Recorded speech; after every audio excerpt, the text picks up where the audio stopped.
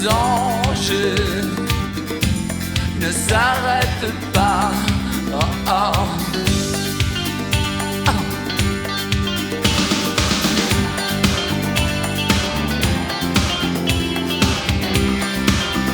On est parti là. On est parti, on va suivre Bordeaux Rock, Ouais. 16e du nom. 16e édition et là on va aller dans Bordeaux parce qu'en fait ce soir ça se passe dans Bordeaux. Ouais, c'est la balade en ville, je crois qu'il y a 20 groupes dans Oui. 7 endroits différents. On vous montre d'abord le flyer comme il est beau, regardez comme Ouais. il est beau. On a rendez-vous avec un grand monsieur de la pop française qui s'appelle Paul Félix, et Ouais. qui était chanteur, compositeur dans Gamine. Alors il a une histoire particulière, Paul Félix. Ah oui, bon, ils ont eu 2 albums. Le deuxième a eu beaucoup moins de succès. C'était signé chez Barclay. Ça a vraiment bien fonctionné dans les années 80. Et ensuite, lui a décidé de se retirer du monde. Et il a fait une retraite bouddhiste, suivie d'une autre retraite bouddhiste, et une autre, et une autre. Et tout ça a duré une quinzaine d'années.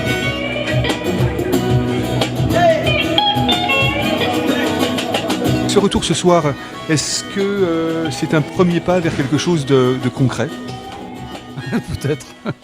Mais ouais, non, j'essaye de m'y mettre parce que ça fait 4-5 ans que je me suis remis à jouer vraiment.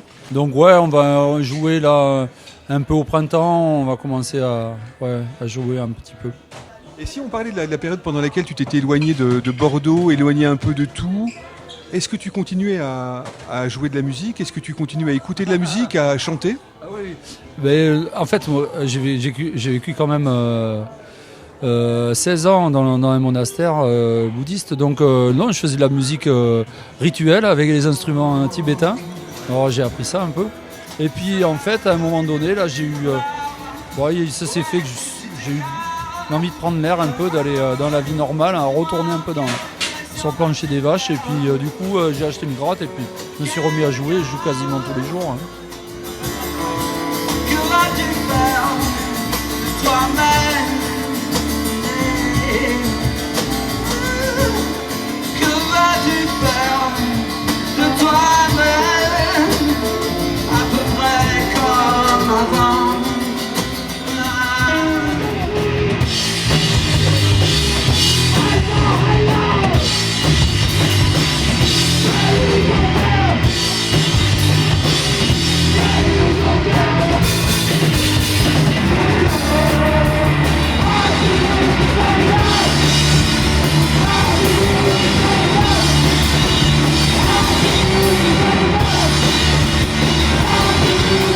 Bon, les Stoner Bloods, est-ce que vous pouvez nous dire qui vous êtes, un peu votre histoire ? Racontez-nous un peu.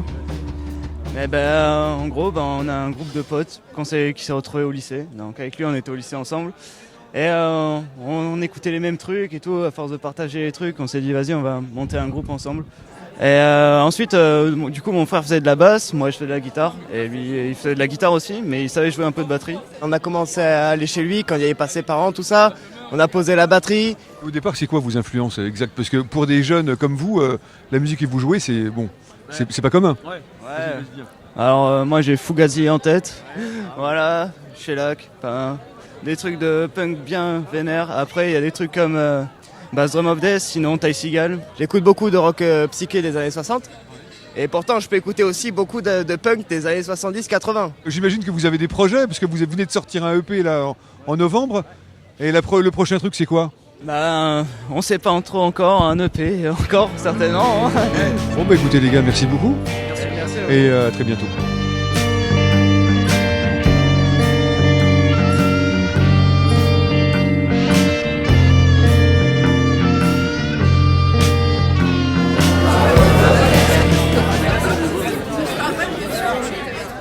Raconte-nous un peu ta soirée, tiens. Qu'est-ce que tu as fait ce soir ?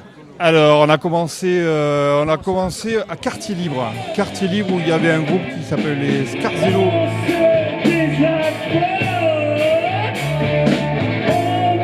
Avec un très bon guitariste qui était bassiste dans Il Figurante. Alors tu as aimé ? Exactement. On l'entend plus, ça, donc c'était chouette. Alors, Scarzello, et après, qu'est-ce que vous avez vu ? Moi j'ai vu, autre Scarzello, j'ai vu Sucky Dogs. Et c'est une partie de Petit Vaudou et j'ai trouvé ça très bien. Et puis Desdemona en bas là, très bien aussi. Effectivement, c'était super bon, on a été hyper surpris et on a pris une bonne petite claque, c'est bien sympa.